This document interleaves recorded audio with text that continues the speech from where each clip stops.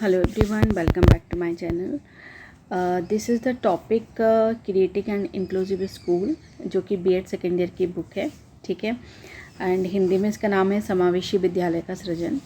And this is unit 3. And जो यहाँ per unit का नाम है दैट इज़ समावेशी शिक्षा एवं उसका अभ्यास व्यवहार. ओके. सो यहाँ पर जो टॉपिक मैं डिस्कस करने जा रही हूँ this is instructional material aids और teaching aids in inclusive education. आप कह सकते हो समावेशी शिक्षा में सहायक साधन, कि जो हमारी समावेशी शिक्षा है उसमें जो हमारे सहायक साधन हैं, है ना, वो क्या क्या हैं. जब हम समावेशी शिक्षा को शिक्षक पढ़ाते हैं तो उन्हें किन किन सामग्रियों की ज़रूरत होती है, किन किन साधनों की ज़रूरत होती है. तो यहाँ पर मैंने सिर्फ उसके पॉइंट्स लिखे हुए हैं, इनको मैं आपके साथ एक्सप्लेन करती हूँ सिर्फ. ठीक है.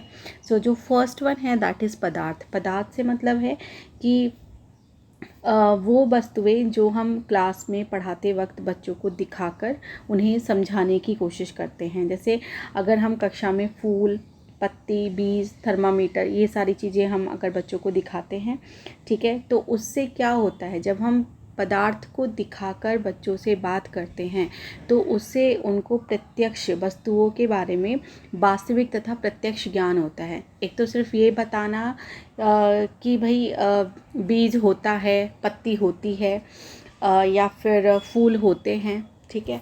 फूल में भी हम स्पेशलाइज कर सकते हैं कि ये गेंदे का फूल है या गुड़हल का फूल है या चमेली का फूल है, या फिर बीज है तो कि ये राजमा है, ये चना है ना. इस तरीके से कि ये गाजर का बीज है या ये मूली का बीज है. इस तरीके से अगर हम उनको बताकर स्पेसिफाई करते हैं उनको, तो क्या होता है, उससे वास्तविक ज्ञान होता है, पदार्थ के बारे में प्रत्यक्ष पता चल जाता है, जिससे देखकर वो पहचान सकते हैं कि अच्छा ठीक है कि ये राजमा है, ये चना है. ठीक है. सो इस तरीके के जो पदार्थ होते हैं वो समावेशी शिक्षा में उच्च कोटि के दृष्टि सहायक होते हैं. दृष्टि सहायक मतलब जिनको हम देखकर पता लगा सकें. ओके. सेकंड है नमूने या प्रतिकृति. नमूने या प्रतिकृति मतलब एक किसी चीज़ का छोटा मॉडल आप उसको बोल सकते हैं. ठीक है. तो कभी कभी होता क्या है कि हम उसको कंप्लीट पदार्थ को नहीं दिखा सकते, है ना. तो ऐसी स्थिति में क्या होता है, उसका नमूने को उसको दिखा दिया जाता है. तो जैसे मान लो किसी कक्षा में हमें आम के पेड़ के विषय में पढ़ाना है, तो पूरा आम का पेड़ तो क्लास में नहीं लेकर आया जा सकता. तो हम क्या करते हैं, आम की एक टहनी ले आते हैं जिसको नमूने के रूप में दिखा देते हैं. ठीक है. या फिर अगर हमें फूलों के बारे में पढ़ाना है तो हम क्या करेंगे, सरसों के फूल को नमूने में दिखाकर उसको बता सकते हैं कि सरसों के फूल में इतनी पत्तियां होती हैं, इस कलर का होता है. ठीक है. ये सब उसमें हम बता सकते हैं. तो इस तरीके से जो नमूने हैं कक्षा में देखने के तरीके से दृष्टि सहायक होते हैं और डिफरेंट तरीक़ों से हम उनको यूज़ कर सकते हैं. ठीक है. और ये नमूने और जो प्रतिकृति हैं ये उस स्थिति में यूज़ किए जाते हैं जब वास्तविक पदार्थ या वस्तु को कक्षा तक नहीं लाया जा सके. Clear. Now third one is प्रतिमान. प्रतिमान का होता है कि कभी कभी हमें ऐसी दृष्टि सहायक वस्तुओं की आवश्यकता होती है कि ना तो वो पदार्थ के रूप में ही, ना ही वो नमूने के रूप में ही कक्षा के में प्रयोग किया जा सकता है. ठीक है. तो अगर हमें जैसे क्लास में पढ़ाना हो पर्यावरण संरक्षण या भाप के इंजन के बारे में पढ़ाना हो, तो ना तो हम भाप के इंजन को क्लास में ला सकते हैं, ना ही उसके नमूने को हम क्लास में ला सकते हैं. तो ऐसी स्थिति में क्या होगा कि भाप के इंजन का छोटा सा प्रतिरूप बनाकर कक्षा में दिखलाया जा सकता है. ठीक है. जिसे भाप के इंजन का प्रतिमान कहेंगे. ठीक है. इस प्रकार जो डिफरेंट वैज्ञानिक वस्तुएं हैं, है ना, उनके प्रतिमान सहायक सामग्री की तरह प्रयोग में लाए जा सकते हैं. ठीक. जैसे पनडुब्बी जहाज़ का प्रतिमान हो सकता है या फिर हवाई जहाज़ का प्रतिमान हो सकता है. अब हवाई जहाज़ को तो क्लास में नहीं लाया जा सकता. ठीक है. प्रतिमान बनाने में इस बात का स्पेशली ध्यान रखना चाहिए कि प्रतिमान उसी पदार्थ का बनाया जाए जिसका कि वो वास्तविक पदार्थ हो. ठीक है. ये हमने इसमें कोशिश करनी चाहिए. और प्रतिमान का तभी प्रयोग किया जाना चाहिए जबकि वास्तविक जो पदार्थ है उसको किसी भी सूरत में या किसी भी स्थिति में या कारणवश कक्षा में दिखाना असंभव हो. Okay. Fourth one it is चित्र, है ना, प्रतिमान हम कर चुके हैं। चित्र भी बहुत हेल्पिंग पदार्थ हैं हमारी क्लास में, एक तरीके से समावेशी शिक्षा में बहुत हेल्पफुल है। समावेशी शिक्षा में क्या करते हैं, चित्रों के माध्यम से बहुत सारी वस्तुओं को हम प्रदर्शित कर सकते हैं। चित्रों को एकदम स्पष्ट और उचित ढंग में बना होना चाहिए। चित्रों के रंग रूप में यथार्थता होनी चाहिए। ठीक है, यथार्थता का मतलब यहाँ पर क्या है कि अगर टमाटर लाल होता है तो उसको लाल ही आप शो करेंगे, उसको हम पर्पल नहीं शो कर सकते। ठीक है, तो जिससे पता चले बच्चों की कि हाँ जो टमाटर है उसका रंग कैसा होता है, लाल होता है। ठीक है, जिससे पूरी कक्षा को अपने स्थान पर बैठे बैठे ही आसानी से चित्र दिखाई दे सके। थोड़े से बड़े होने चाहिए। ठीक है, बड़े डायग्रामिकली उनको रिप्रेजेंट करना चाहिए और कोई ना कोई उसमें मुख्य आकर्षण का केंद्र होना चाहिए, जिससे हमारे उद्देश्य की पूर्ति हो सके, जिसके लिए वह चित्र दिखाया जा रहा है। ठीक है, एंड जब भी हम कोई पाठ को पढ़ा रहे होते हैं तो बीच बीच में हम चित्रों की हेल्प से, चित्रों के द्वारा हम पाठक को रोचक बना सकते हैं। ठीक है, और विद्यार्थियों को पाठ को ठीक से समझाया जा सकता है। Okay, now next one is film strip. Film strip का जो प्रयोग है केवल उन चित्रों को कक्षा में दिखाया जा सकता है जो उपयोगी समझा जाए। ठीक है, शिक्षक जो होते हैं इन स्ट्रिपों से पहले खुद भी परिचित हो जाएं। शिक्षक स्वयं फ़ोटो खींचकर फिल्म स्ट्रिप लगा सकते हैं। ठीक है, और कक्षा में दिखा सकते हैं। फिल्म स्ट्रिप को बनाने के लिए क्या किया जाता है, बहुत सारे चित्रों को एक क्रम में लगाया जाता है। ठीक है, और इन्हीं प्रोजेक्टरों की सहायता से भी हम दिखा सकते हैं, और प्रोजेक्टर थोड़े से कॉस्टली भी नहीं होते और इनको फिल्म स्ट्रिप को दिखाना भी सरल होता है। इन फिल्म स्ट्रिप बनाई भी जा सकती है। फिल्म स्ट्रिप जैसे मान लो कुछ आपने स्टेप को शो करना है, कोई काम आप कर रहे हैं, आपको स्टेप को शो करना है। लेट्स सपोज मुझे क्या करना है, मुझे एक IPO साइकिल शो करनी है, IPO input process output cycle. ठीक है, ये हमारी कंप्यूटर में एक टर्म यूज़ होती है। तो उसमें क्या होगा कि आपको बताना है कि कैसे लिक्विड सॉलिड में चेंज होता है। राइट, तो आपने क्या किया, पहले एक स्ट्रिप लगाएंगे जिसमें आपने कंटेनर में पानी भरा। ठीक है, फिर दूसरा स्ट्रिप लगाएंगे कि वो उठा के आपने फ्रीजर में रखा। फिर थोड़ी देर बाद, आधा पौन घंटे बाद आपने थर्ड स्ट्रिप लगाएंगे, आपने फ्रिज से बाहर निकाला। ठीक है, तो ये प्रोसेस पूरा हमारा फिल्म स्ट्रिप की हेल्प से हम शो कर सकते हैं। नेक्स्ट हमारा है चार्ट। चार्ट का मतलब है कि जब हम दो पदार्थ या मात्राओं में संबंध दिखाते हैं या अथवा उनकी तुलना करते हैं, तब हम चार्ट का प्रयोग करते हैं। चार्ट को रेखाओं की मदद से रेखागणित के रूप में बनाया जाता है।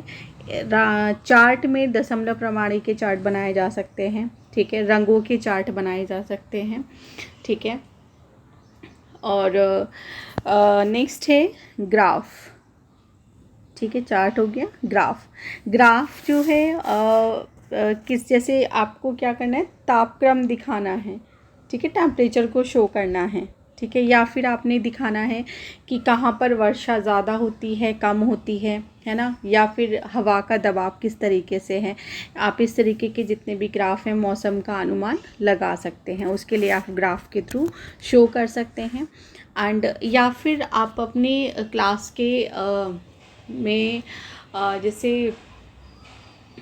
आपने कोई कंपटीशन रखा है, तो अगर कंपटीशन रखा हुआ है तो बच्चों के बीच में कौन सा ग्रुप किस तरीके से हमारा उन्नति कर रहा है, उसका भी ग्राफ आप वहाँ पर बना सकते हैं। ठीक है, आप एक ग्राफ और यहाँ पर दे सकते हैं कि आप अपनी क्लास के लड़के और लड़कियों का उसमें कौन से ग्रुप में कितने बच्चे हैं उसको भी आप ग्रुप, मान लीजिए आपने क्लब कुछ बनाए हुए हैं या हाउस बनाए हुए हैं, तो उसके हिसाब से आप उसको ग्राफ में शो कर सकते हैं। ठीक है, नेक्स्ट है स्लाइड। स्लाइड क्या होगा, स्लाइड के द्वारा क्या करते हैं, जो बहुत छोटे मतलब सूक्ष्म पदार्थ हैं उनका अध्ययन किया जाता है। ठीक है, लेकिन स्लाइड में बहुत सावधानी रखनी पड़ती है, बहुत सावधानीपूर्वक रखना चाहिए उनको। हर एक स्लाइड पर उसका नाम लिखा होना चाहिए, उसमें कोई भी धूल, पानी या कुछ भी नहीं लगने देना चाहिए। स्लाइडों को हमेशा बंद कमरे में क्रम से लगा कर रखना चाहिए, ताकि जब भी आप उसको प्रयोग करें तो आसानी से वो आपको मिल जाए।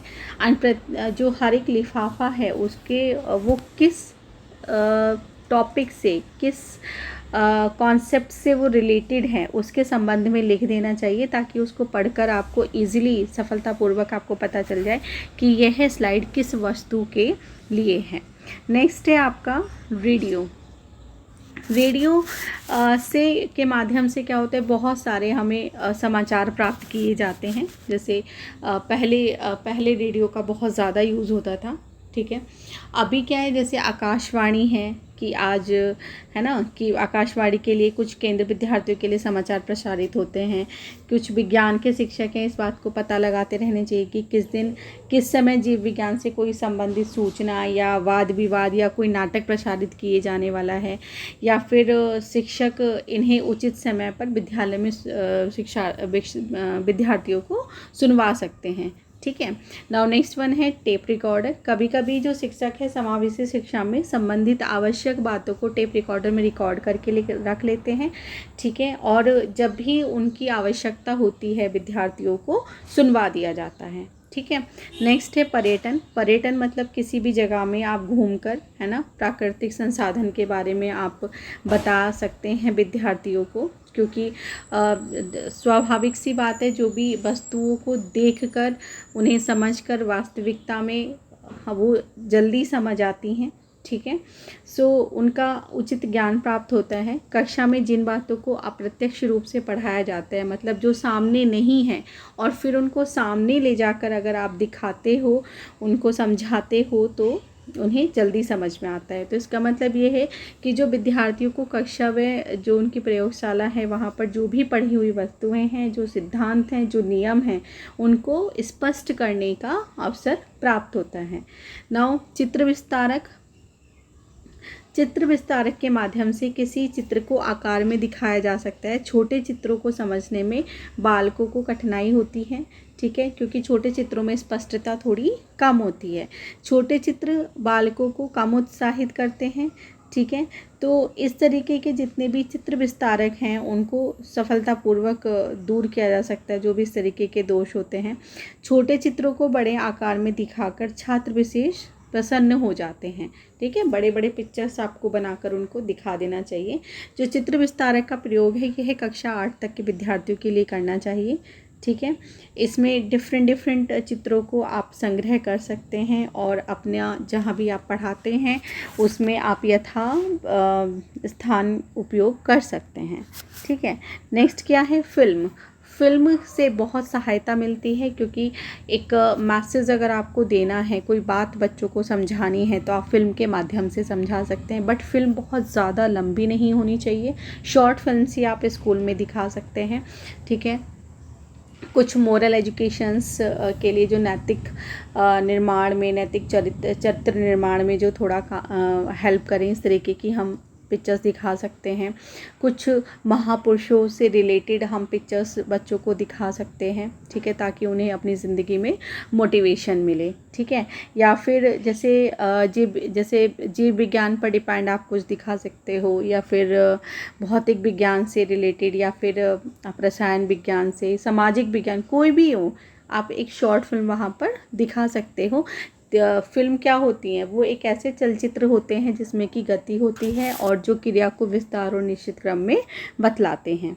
लेकिन फिल्मों का उपयोग सावधानीपूर्वक किया जाना चाहिए, क्योंकि इन्हें केवल मनोरंजन की ही वस्तु नहीं मानना चाहिए। अध्यापक को फिल्म का उपयोग करने से पहले निम्न बातों का ध्यान रखना चाहिए। वो बातें कौन कौन सी हैं? फिल्म का प्रदर्शन करने से पूर्व उनके विषय में पूर्ण जानकारी प्राप्त कर लेनी चाहिए कि वह किस विषय क्या है उसका, उसमें किस तरीके की सूचनाएं बच्चों को प्राप्त होंगी, ठीक है। क्या इस फिल्म को देखकर बच्चे लाभ उठा सकते हैं? फिल्म का किसी महत्व या विवादग्रस्त कोई स्थल है ना, क्या उसको देख चुके हैं? अगर वो उसको देख चुके हैं तो वहाँ पर फिल्म को देखकर उस मुद्दे पर बात करनी चाहिए, बच्चों से डिस्कस किया जा सकता है। और जो छात्र हैं उनके बौद्धिक स्तर का भी ध्यान रखना चाहिए। बहुत छोटे बच्चों को आप बहुत ज़्यादा हाई लेवल की फ़िल्म नहीं दिखा सकते। उनको उनके हिसाब, जैसे छोटे बच्चे हैं तो मान लो 5th तक के स्टूडेंट्स हैं तो उनको आप कार्टून से रिलेटेड और कार्टून में ही कोई मैसेज आप उनको दे सकते हैं, कुछ इस तरीके की आपको फ़िल्म वहाँ पर दिखानी चाहिए। उसके जब आप फ़िल्म दिखा चुके हैं तो उसके बाद आपको कुछ प्रश्न भी उनसे पूछने चाहिए, जिससे कि छात्र प्रमुख बातें ढंग से समझ पाएँ। ठीक है, फ़िल्म में जितने भी अस्पष्ट और जटिल आते हैं, उसमें सीन्स ऐसे या स्थल आते हैं, उनको फिर से दिखाना चाहिए। और फिल्म का जो प्रदर्शन पार्ट है वो केवल विकास के लिए ही होना चाहिए। ठीक है, किस बिना उद्देश्य के कोई भी फिल्म आपको अपने छात्रों को नहीं दिखानी चाहिए। Thank you so much.